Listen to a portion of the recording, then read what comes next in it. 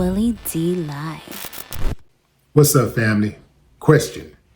Would you risk your freedom for $11,000? $11,000. Would you do it? Think about it, fam. Think about it hard. Now, don't just be giving me no any type of answer. Think about it. Would you risk your freedom for $11,000? Michaela Rylostom did. What did Michaela do? What did Michaela do?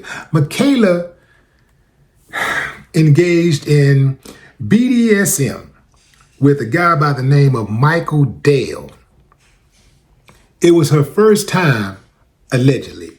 She's never done this before, but Mike wanted her to wrap him up in plastic and then put a plastic bag over his head and tape it down real good with duct tape and everything. The prosecution says that Michaela filmed the entire thing.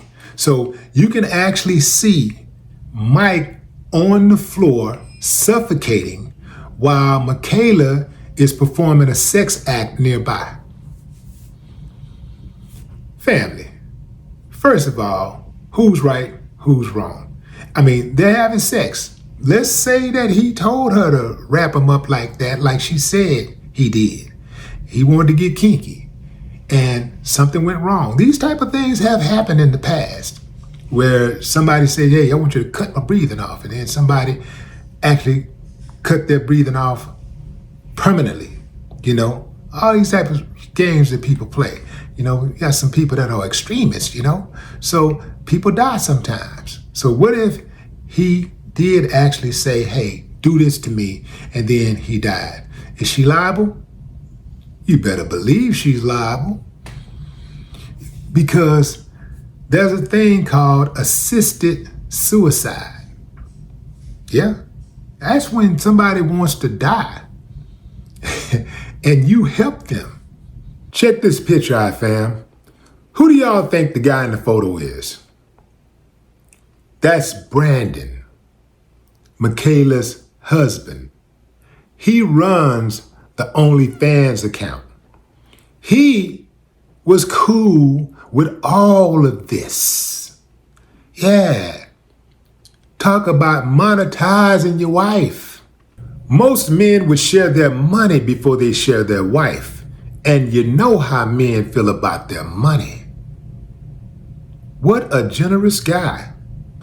I'm pretty sure the prosecution is going to make the case that even if he told you to do that to him, common sense should have told you not to do it. Common sense should have told you that was dangerous. Common sense should have told you that if you cut off a person's breathing, if you smother them with a plastic bag and wrap it with duct tape where they can't breathe, eventually they will not breathe.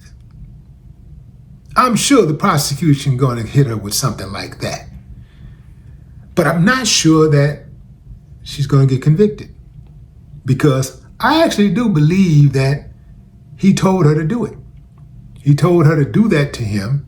And, at any point he could have said, hey, hey, that's too much. Don't, poke a hole through where my mouth is, so I can breathe, or poke a hole in my nose or something, I need to be able to breathe. But who knows how it went down, fam. They say that the man was also drinking. If he was indeed intoxicated, that could explain why he didn't have any fight in him to get himself out of that situation. In any event, I'm not sure if he was tied down. They didn't mention anything in the article I read about him being tied down. But in any event, she, at the very least, is liable somewhere. She got to be held accountable. Your common sense got to kick in and say that if I do this to this person, they're going to die. And for that, she got to be held accountable. I don't know what her punishment should be, but they got to do something to her. She can't just do something like that and walk off scot-free. Otherwise, they'll say, what's going to stop a person from killing a person like that, and then blaming it on the fact that that person asked them to do that. You dig what I'm saying? And I'm sure that she has at least heard or seen enough forensic files episodes to know that this type of stuff do happen and people do die. Even if she didn't see it on forensic files, they got television shows out there, not television shows, but films showing this type of stuff. This to me is just irresponsible and reckless. I think they probably reduce it to a manslaughter charge or something and give her some type of probation. Or she might just walk. I do not think they're going to give her any time. If she do get some time, I'm sure it'll be on the low end, because I absolutely do not believe that woman intended to kill that guy. But again, one could argue that if you did not intend to kill him, why did you wrap him up in the plastic and put the duct tape around his whole head and suffocate him?